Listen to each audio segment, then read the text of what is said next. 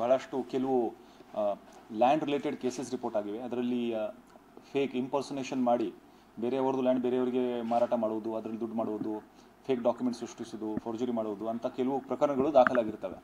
ಇದು ಇತ್ತೀಚಿನ ದಿನಗಳಲ್ಲಿ ನಾವು ಆ ಪ್ರಕರಣವನ್ನು ಬಹಳ ಗಂಭೀರವಾಗಿ ಪರಿಗಣಿಸಿ ಇಮಿಡಿಯೇಟ್ ಅದರಲ್ಲಿ ಸಾಕಷ್ಟು ಕೇಸಸನ್ನು ಭೇದಿಸುವುದರಲ್ಲಿ ಸಹ ಯಶಸ್ವಿ ಆಗಿರ್ತೀವಿ. ಇದರಲ್ಲಿ ಕೆಲವು ಕೇಸ್ಗಳನ್ನು ಹೇಳಬೇಕಾದ್ರೆ 19 ಜೂನ್ರಂದು ಕ್ರೈಮ್ ನಂಬರ್ 63/24 ಇದರಲ್ಲಿ ಕಂಪ್ಲೇನೆಂಟ್ ನೀಲವ್ವ ನಿರ್ವನ್ ಶೆಟ್ಟಿ 70 ವರ್ಷ ವಯಸ್ಸದವರು, ಅವರಿಗೆ ಇಂಪರ್ಸನೇಷನ್ ಯಾರು ಮಾಡಿ ಅವರು 10 ಗುಂಟೆ ಜಮೀನನ್ನು ಬೇರೆಯವರಿಗೆ ಮಾರಾಟ ಮಾಡಿದ್ದಾರೆ ಅಂತ ಕಂಪ್ಲೇಂಟ್ ಬಂದಿರುತ್ತದೆ. ಅದಕ್ಕೆ ತಕ್ಕಂತೆ ನಾವು ಒಂದು FIR ಸಹ ಆದರ್ಶ್ ನಗರ್ ಪೊಲೀಸ್ ಠಾಣೆಯಲ್ಲಿ ದಾಖಲು ಮಾಡಿದ್ದೀವಿ. ಈ ಕೇಸಲ್ಲಿ ಬಹಳ ಚುರುಕಾಗಿ ತನಿಖೆ ನಡೆಸಿ ಈಗಾಗಲೇ 3 ಜನರಿಗೆ ದಸ್ತಗಿರಿ ಮಾಡಲಾಗಿದೆ. ಅವರು JC ಸಹ ಹೋಗಿದ್ದಾರೆ. ಒಬ್ಬ ಶಂಕರ್ ಚವಾನ್ ರೆಸಿಡೆಂಟ್ ಆಫ್ ಭೂತ್ನಾಳ್ ತಾಂಡ, ಇನ್ನೊಬ್ಬ ಭೀಮರಾಯ್ ಕಟ್ಟಿಮನಿ ಮತ್ತು ಬಾಂಡ್ ರೈಟರ್ ನಾಗಪ್ಪ ಕೋಲ್ಕರ್, ಈ 3 ಜನರಿಗೆ ನಾವು ದಸ್ತಗಿರಿ ಮಾಡಿದ್ದೀವಿ. ಇದರಲ್ಲಿ ಕೆಲವು ಇನ್ನೂ ಜನ ಭಾಗಿಯಾಗಿರ್ತಾರೆ ಮತ್ತು ಅವರಿಗೆ ಸಹ ನಾವು ಐಡೆಂಟಿಫೈ ಮಾಡಿದ್ದೀವಿ. ಈಗ ಕೆಲವು ಜನ ಅಬ್ಸ್ಕಾಂಡಿಂಗ್ ಇದ್ದಾರೆ, ಅವರಿಗೆ ಹುಡುಕಾಡಲಿಕ್ಕೆ ಸಹ ಪ್ರಯತ್ನ ನಡೀತಾ ಇದೆ. ಈ ಲೇಡಿ ಇಂಪರ್ಸನೇಷನ್ ಮಾಡಿದವರು ಅವರು ಸಹ ಮಹಾರಾಷ್ಟ್ರ ಮೂಲದವರು, ಅವರಿಗೆ ಸಹ ಪತ್ತೆ ಹಚ್ಚಲಿಕ್ಕೆ ಪ್ರಯತ್ನ ನಡೀತಾ ಇದೆ. ಅವರಿಗೆ ಸಹ ಅರೆಸ್ಟ್ ಮಾಡ್ತೀವಿ.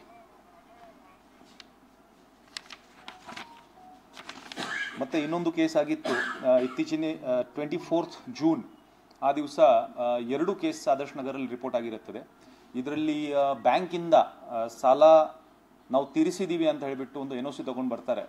ನಮ್ಮ ಲ್ಯಾಂಡ್ ಖರೀದಿ ಲ್ಯಾಂಡ್ ಮೇಲೆ ಇವರು ಸಾಲ ತಗೊಂಡಿದ್ದಾರೆ. ಲ್ಯಾಂಡ್ ಬೋಜಾ ಏನು ಹೇಳ್ತೀವಿ ನಾವು, ಅದನ್ನು ಕಡಿಮೆ ಮಾಡೋಕ್ಕೆ ಸಬ್ ರಿಜಿಸ್ಟರ್ ಆಫೀಸಲ್ಲಿ ಹೋಗ್ತಾರೆ, ಫೇಕ್ ಬ್ಯಾಂಕ್ ಸರ್ಟಿಫಿಕೇಟ್ NOC ತೊಗೊಂಡು ಹೋಗ್ತಾರೆ. ಅದಕ್ಕೆ 2 ಕೇಸ್ ಮಾಡಿದ್ದೀವಿ, 66/24 ಆ್ಯಂಡ್ 67/24. ಇದರಲ್ಲಿ ಸಹ ಒಟ್ಟು 6 ಜನರಿಗೆ ದಸ್ತಗಿರಿ ಮಾಡಲಾಗಿದೆ. ಆರೋಪಿಗಳು ಜಿನಪ್ಪ ಮಂಜರಗಿ, ಮಹಾವೀರ್ ಮಂಜರಗಿ, ಯಾರೊಬ್ಬ ಮಧ್ಯವರ್ತಿ ಇದ್ದಾನೆ ಸಂತೋಷ್ ನಾವಿ, ಶ್ರೀಧರ್ ಅಮೀನ್ಗಢ ಇವನು ಫೇಕ್ ಆಧಾರ ಮಾಡಿರ್ತಾನೆ, ಮತ್ತು ತುಕಾರಾಮ್ ಸಾಳುಂಕೆ ಇವನು ಮಿಡಲ್ ಮ್ಯಾನ್. ಇನ್ನೊಂದು ಕೇಸಲ್ಲಿ ಆರೋಪಿ ಶಿವಪ್ಪ ನಿಜನ್ನವರ್.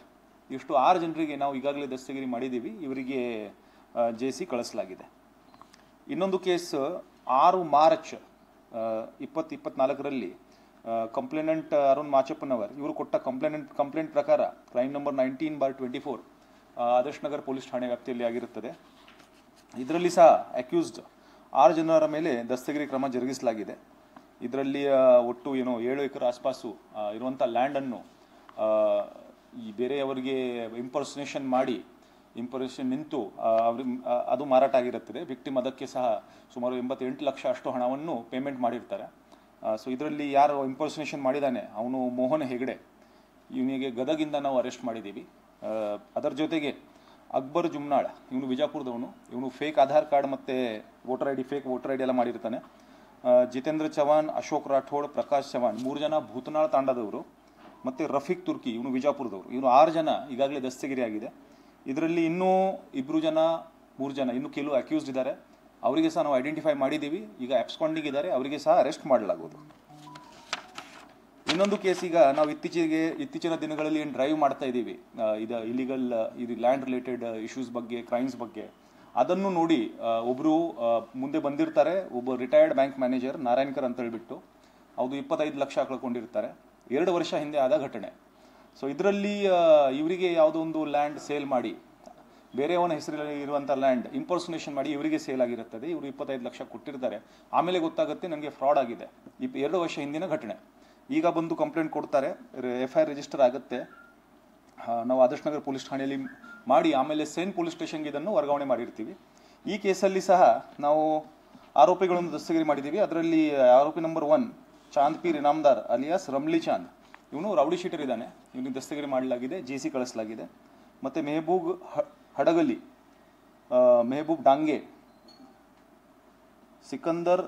ಮೆಹಬೂಬ್ ಹಡಗಲಿ, ಸಿಕಂದರ್ ಗಂಗನಹಳ್ಳಿ, ದತ್ತು ತಿಕ್ಕುಂದಿ ಮತ್ತು ವಾಗೇಶ್ ಶಂಕರ್ ಪೋಳ್ ಇವರಿಗೆ ಅರೆಸ್ಟ್ ಮಾಡಲಾಗಿದೆ.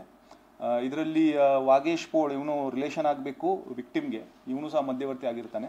ಇನ್ನು ಕೆಲವು ಜನ ಇದರಲ್ಲಿ ಇದ್ದಾರೆ ಇನ್ವಾಲ್ವ್ ಆಗುವರು, ಅವರಿಗೆ ಸಹ ನಾವು ಐಡೆಂಟಿಫೈ ಮಾಡಿದ್ದೀವಿ, ಅವರಿಗೆ ಸಹ ದಸ್ತಗಿರಿ ಮಾಡಲಾಗುವುದು.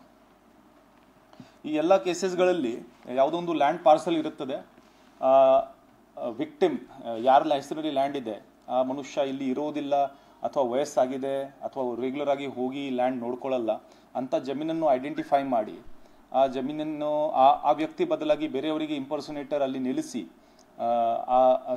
ಒಂದು ಮನುಷ್ಯ ಸೃಷ್ಟಿ ಮಾಡಿ ಅವನಿಗೆ ಮಾರಾಟ ಮಾಡಿರೋದು ಈಗ ಕಂಡು ಬರುತ್ತದೆ. ಇನ್ನೂ ಕೆಲವು ಕೇಸಸ್ ಇದ್ದಾವೆ, ನಾವು ಇನ್ವೆಸ್ಟಿಗೇಷನ್ ಮಾಡ್ತಾ ಇದ್ದೀವಿ, ಅದರಲ್ಲಿ ಸಹ ಆರೋಪಿಗಳನ್ನು ನಾವು ಒಂದು ಹಂತಕ್ಕೆ ಬಂದಿದೆ, ಅದನ್ನು ನಾವು ಬೇರೆಯಾಗಿ ಮತ್ತೆ ಡಿಟೆಕ್ಟ್ ಆದ ನಂತರ ಬ್ರೀಫ್ ಮಾಡ್ತೀನಿ. ಈಗಾಗಲೇ ಈ ವಿಷಯದಲ್ಲಿ ಮಾನ್ಯ ಉಸ್ತುವಾರಿ ಸಚಿವರ ನೇತೃತ್ವದಲ್ಲಿ ಒಂದು ಸಭೆಯೂ ನಡೆದಿತ್ತು. ಅದರಲ್ಲಿ ಎಲ್ಲ ಇಲಾಖೆಗಳಿಗೆ ಸಹ ಸೂಚನೆ ನೀಡಲಾಗಿದೆ. ಜಿಲ್ಲಾಡಳಿತ ಸಹ ಇದರಲ್ಲಿ ಬಹಳ ಸೀರಿಯಸ್ ಆಗಿ ಪರಿಗಣಿಸಿದೆ. ನಾವು ಸಹ ಅದನ್ನು ಪೊಲೀಸ್ ಇಲಾಖೆಯಿಂದ ನಾವು ಸಹ ಆದಷ್ಟು ಕೇಸಸ್ ರಿಜಿಸ್ಟರ್ ಮಾಡಿ, ಇನ್ನು ಉದಾಹರಣೆಗೆ ನಾರಾಯಣ್ಕರ್ ಅವರು 2 ವರ್ಷ ಬಿಟ್ಟು ಬಂದಿದ್ದಾರೆ, FIR 2 ವರ್ಷ ಬಿಟ್ಟು ರಿಜಿಸ್ಟರ್ ಆಗಿದೆ. ಈ ರೀತಿ ಇನ್ನೂ ಜನ ಇರಬಹುದು, ಅದು ಘಟನೆ ನಡೆದಿದೆ ಬಟ್ ಅವರು ಮುಂದೆ ಬಂದು FIR ರಿಜಿಸ್ಟರ್ ಮಾಡಿಲ್ಲ ಅಂಥವ್ರು ಮುಂದೆ ಬಂದಲ್ಲಿ ಅದನ್ನು ಸಹ ನಾವು FIR ರಿಜಿಸ್ಟರ್ ಮಾಡ್ತೀವಿ ಮತ್ತು ಖಂಡಿತ ಅದನ್ನು ಸಹ ಡಿಟೆಕ್ಟ್ ಮಾಡ್ತೀವಿ, ಆರೋಪಿಗಳಿಗೆ ಸಹ ಜೈಲಿಗೆ ಕಳಿಸುವಂಥ ಒಂದು ಕ್ರಮ ನಡೆಸಲಾಗುವುದು. ಈಗ ರಿಜಿಸ್ಟರ್ ಆಗ್ತಾ ಬಂದಿದೆ, ಬಟ್ ಇಷ್ಟು ನಾವು ಫೋಕಸ್ ಆಗಿ ಫುಲ್ ಎಲ್ಲ ಎನರ್ಜಿ ಇಟ್ಟು ಡಿಟೆಕ್ಟ್ ಮಾಡೋದು, ಅರೆಸ್ಟ್ ಮಾಡೋದು, ಅದು ಕಂಟಿನ್ಯೂಸ್ ಎಫರ್ಟ್ ನಾವು ಈ ಸಲ ಮಾಡ್ತಾ ಇದ್ದೀವಿ. ಕಳೆದ 3-4 ತಿಂಗಳಿಂದ ಕಂಟಿನ್ಯೂಸ್ ಎಫರ್ಟ್ ನಡೀತಾ ಇದೆ. ನೋಡಿ ಈಗಲೇ ನಾನು ಹೌದು ಹಾಂ ನಾನು ಈಗ ನೋಡಿರಿ ಈಗಲೇ ನಾನು ಹೇಳಿದ ಹಾಗೆ 5 ಕೇಸಸ್ ಬಗ್ಗೆ ನಾನು ಬ್ರೀಫ್ ಮಾಡಿದ್ದೀನಿ. ಈಗ ಇನ್ನು ಮೊನ್ನೆ ನಾವು ಇನ್ನೊಂದು ಕೇಸ್ ಬಗ್ಗೆ ನಾನು ಬ್ರೀಫ್ ಮಾಡಿದ್ದೆ. ಒಂದು ಕೇಸಲ್ಲಿ ಒಂದು ರುದ್ರಗೌಡ ಅಂತ ಹೇಳಿಬಿಟ್ಟು ಅವರಿಗೆ ಸಹ ಇದೇ ರೀತಿ ಫೇಕ್ ಲ್ಯಾಂಡ್ ಮಾರಾಟ ಮಾಡಿದ್ದಾರೆ. ಅದರಲ್ಲಿ ಸಹ ಆರೋಪಿಗಳನ್ನು ಹಿಡಿದಿದ್ದೀವಿ. ಅದರಲ್ಲಿ ಸಹ ಅವ್ರದ್ದು ಹಣನೂ ವಾಪಸ್ ಹೋಗಿದೆ. ದ್ಯಾಟ್ ಕೇಸಸ್ 6ನೇ ಕೇಸ್ ಆಯಿತು. ಸೊ ಐ ಥಿಂಕ್ 8-9 ಕೇಸ್ ಇರ್ಬೋದು. ಪ್ಲಸ್ ಹಳೆ ಕೇಸಸ್ 8 ಕೇಸಸ್ ಈಗಾಗಲೇ ತನಿಖೆಯಲ್ಲಿ ಇದ್ದಾವೆ. ಅದು 2021 ಆವಾಗನಿಂದ ಬಂದಂಥ ಕೇಸಸ್ ಮೊನ್ನೆ ಒಂದು ರಿವ್ಯೂ ಮಾಡಿ ಆ ಕೇಸಸ್ಸನ್ನು ನಾವು ಸಹ ಪುನರುಜ್ಜೀವಿಸ್ತಾ ಇದ್ದೀವಿ, ಮತ್ತೆ ಸ್ಟಾರ್ಟ್ ಮಾಡಿದ್ದೀವಿ. ಅದರಲ್ಲಿ ಸಹ ಕೆಲವು ಆರೋಪಿ ಅಬ್ಸ್ಕಾಂಡಿಂಗ್ ಇದ್ದಾರೆ, ಅವರಿಗೆ ಹಿಡ್ಕೊಂಡು ಬರ್ತೀವಿ.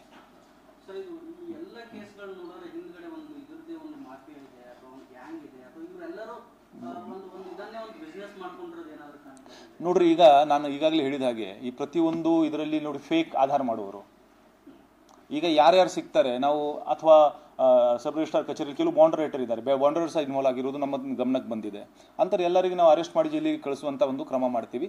ಆ್ಯಂಡ್ ನಾನು ಈಗಾಗಲೇ ಹೇಳಿದ ಹಾಗೆ ಒಂದು ನಾರಾಯಣ್ಕರ್ ಅವ್ರ ಕೇಸಲ್ಲಿ ಒಂದು ರೌಡಿ ಶೀಟರ್ನು ಸಹ ನಾವು ಅರೆಸ್ಟ್ ಮಾಡಿದ್ದೀವಿ. ಸೊ ಯಾರೇ ಆಗಲಿ, ನೆಟ್ವರ್ಕ್ ಯಾವುದೇ ಆಗಲಿ, ಅದನ್ನು ಖಂಡಿತ ಇದನ್ನು ಭೇದಿಸ್ತೀವಿ. ನೆಟ್ವರ್ಕ್ ಅದು ರಿಪೀಟ್ ಆಫೆಂಡರ್ ಕಂಡು ಬಂದಲ್ಲಿ ಈಗ ಈ 5-6 ಕೇಸಸ್ ಏನು ಹೇಳಿದ್ದೀವಿ, ಅದರಲ್ಲಿ ಬೇರೆ ಬೇರೆ ಜನ ಇನ್ವಾಲ್ವ್ ಆಗಿದ್ದಾರೆ. ಅಂದರೆ ಒಂದೇ ಟೀಮ್ ಅದು ಕಂಟಿನ್ಯೂಸ್ ಮಾಡ್ತಾ ಇದೆ ಅಂತ ಇಲ್ಲ, ಬಟ್ ಇಂಥ ಟೀಮ್ ಬೇರೆ ಕೇಸಸಲ್ಲಿ ಇನ್ವಾಲ್ವ್ ಆಗಿದೆಯಾ ಅದರ ಬಗ್ಗೆ ಸಹ ತನಿಖೆ ನಾವು ನಡೆಸ್ತೀವಿ.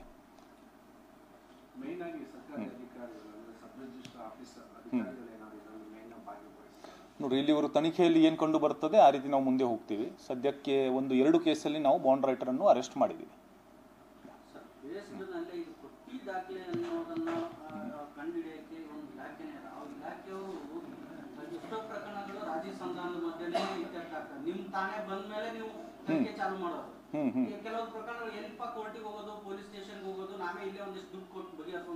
ಅದೇ ನಾನು ಧೈರ್ಯ ತುಂಬ್ತಾ ಇದ್ದೀನಲ್ಲ, ನಾವು ಆಕ್ಷನ್ ಮಾಡ್ತಾ ಇದ್ದೀವಿ. ನೀವು ಮುಂದೆ ಬಂದ್ರೆ ಅಂತ ಆರೋಪಿಗಳನ್ನು ಸಿಗ್ತಾರೆ. ನೋಡಿ, ಒಂದು ಕೇಸ್ ಡಿಟೆಕ್ಟ್ ಆದ್ರೆ ಇವರು ಮತ್ತೊಂದು ಕೇಸ್ ಮಾಡಕ್ ಹೋಗಲ್ಲ. ನೀವು ಸೆಟಲ್ಮೆಂಟ್ ನಿಮ್ಮಷ್ಟಕ್ಕೆ ಮಾಡ್ಕೊಂಡ್ರೆ ಮತ್ತೆ ಗಮನಕ್ಕೆ ಬಂದಿಲ್ಲ ಅಂದ್ರೆ ಅವ್ರಿಗೆ ಇನ್ನೂ ಮಾಡೋಕೆ ಧೈರ್ಯ ಬರುತ್ತೆ. ಅವ್ರು 2ನೇ ಮಾಡ್ತಾರೆ, 3ನೇ ಮಾಡ್ತಾರೆ. ನಾವು ಫಸ್ಟ್ ಕೇಸಲ್ಲಿ ಕಂಡು ಹಿಡಿಯೋಣ, ಅಷ್ಟರಲ್ಲಿ ಆಕ್ಷನ್ ಆದ್ರೆ ಮತ್ತೆ ಯಾರು ಅದನ್ನು ಮಾಡೋದಿಲ್ಲ.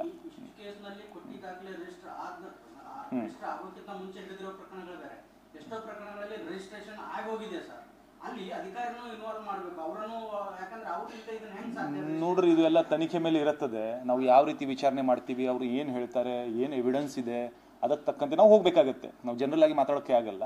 ಸೊ ಏನು ಕಂಡು ಬಂದಲ್ಲಿ ಯಾರು ಇನ್ವಾಲ್ವ್ಮೆಂಟ್ ಇದೆ ಖಂಡಿತ ಅವರಿಗೆ ಸಹ ನಾವು ಕೇಸ್ ಮಾಡ್ತೀವಿ ಅವ್ರ ಮೇಲೆ.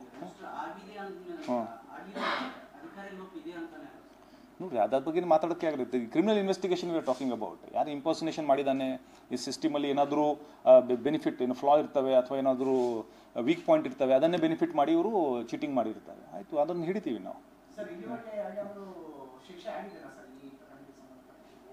ಅದು ಟ್ರಯಲ್ ಕೇಸಸ್ ನೋಡಬೇಕಪ್ಪ. ಅದರಲ್ಲಿ ನಾವು ಎವಿಡೆನ್ಸ್ ಪಕ್ಕ ಕಲೆಕ್ಟ್ ಮಾಡಿ ಚಾರ್ಜ್ ಶೀಟ್ ಮಾಡ್ತೀವಿ.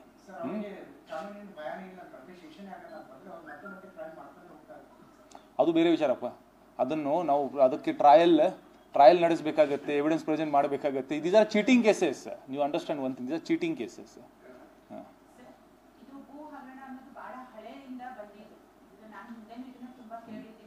ಒನ್ ಥಿಂಗ್, ಇದರಲ್ಲಿ ಕ್ರಿಮಿನಲ್ ಆಫೆನ್ಸಸ್ ಇಂಪರ್ಸೋನೇಷನ್, ಫೋರ್ಜರಿ. ಇದು ನಾವು ಸಿವಿಲ್ ಡಿಸ್ಪ್ಯೂಟ್ ಬಗ್ಗೆ ಮಾತಾಡ್ತಾ ಇಲ್ಲ, ಅದು ಮಿಸ್ಗೈಡ್ ಆಗುವಂಥ ಅವಶ್ಯಕತೆ ಇಲ್ಲ. ಸಿವಿಲ್ ಡಿಸ್ಪ್ಯೂಟ್ ಬೇರೆ ಇರ್ತದೆ, ಇಲ್ಲಿ ಕ್ರೈಮ್ ಆಗಿದೆ ಅಲ್ಲ. ಬೇರೆ ಯಾವ ಹೆಸರಿನಲ್ಲಿ ಇರುವಂಥ ಹೊಲವನ್ನು ಬೇರೆಯವನು ನಿಂತು ಇಂಪರ್ಸೋನೇಷನ್ ಮಾಡಿ ಫೋರ್ಜರಿ ದಾಖಲೆ ಸೃಷ್ಟಿ ಮಾಡಿ ಸೇಲ್ ಮಾಡಿದ್ರೆ ಕ್ರೈಮ್ ಆಗಿದೆ. ನಾವು ನಮ್ಮಲ್ಲಿ ರಿಜಿಸ್ಟರ್ ಮಾಡಿ ಇನ್ವೆಸ್ಟಿಗೇಟ್ ಮಾಡ್ತೀವಿ ಅದನ್ನು.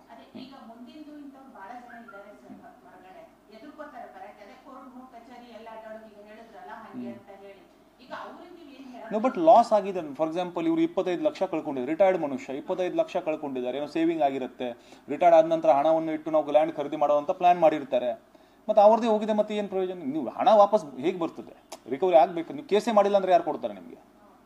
ಮತ್ತು ಯಾರು ಆರೋಪಿ ಇದ್ದಾರೆ ಅವರಿಗೆ ಸಹ ನೀವು ಅಕೌಂಟೇಬಲ್ ಮಾಡಬೇಕಲ್ಲ. ಕೇಸ್ ಆಗಲೇಬೇಕು. ಮುಂದೆ ಧೈರ್ಯದಿಂದ ಮುಂದೆ ಬರಬೇಕು. ಪೊಲೀಸರಿಗೆ ಮಾಹಿತಿ ಕೊಟ್ಟಿದ್ದಲ್ಲಿ ನಾವು ಖಂಡಿತ ಅದರ ಮೇಲೆ ಆ್ಯಕ್ಷನ್ ಮಾಡ್ತೀವಿ. FIR ರಿಜಿಸ್ಟರ್ ಮಾಡಲಾಗುವುದು, ಇನ್ವೆಸ್ಟಿಗೇಟ್ ಮಾಡಲಾಗುವುದು.